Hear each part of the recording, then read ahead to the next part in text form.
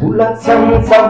mahuranzo tulang tinggi pakumudi mitari pasca mutkiat stikwe lazung bokagung makalau lazung pitian tangadal siapa yang menau ramatufa izau wazani asunaki asni ini biluma yang zania bapisan ini biluma ini kekufa maring zani rakyat nau putirace izau dan satanani dan nau unjicu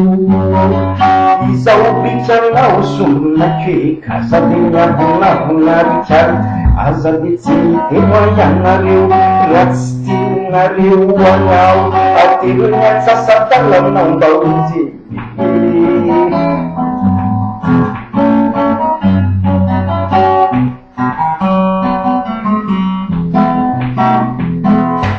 ini kekufa maring zani chanuna isi malam halawat simsya baraji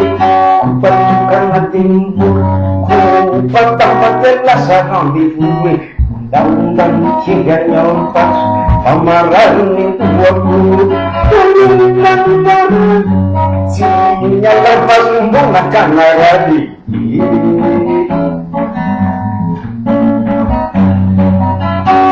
di rumah yang zania bagi zani ini di rumah ini di kau tangan-tangan dari Buizat dari pucat sini tahu nih yang iman Izat rasok kagak baju tinggal bakal yang iman Izat namang jadi sini itu dan tahu itu bersakar itu bersangkut